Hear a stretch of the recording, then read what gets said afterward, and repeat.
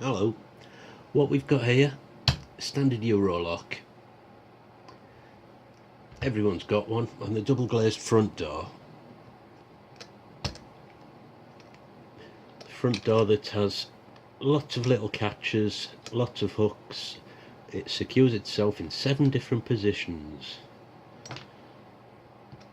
A multi-lock door to make you feel safe, but it's only as good as the lock that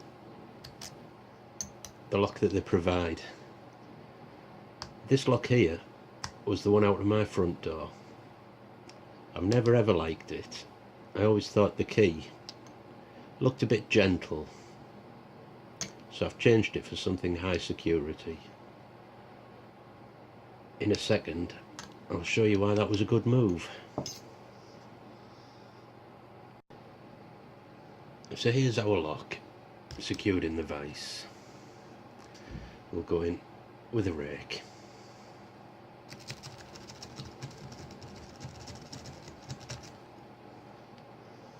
Secure. Yeah, thanks for that. Spend thousands on double glazing. Come on locks, come on double glazing manufacturers, come on double glazing companies. Fit decent locks. For extra 20-30 quid you can do so much better. Get your act together.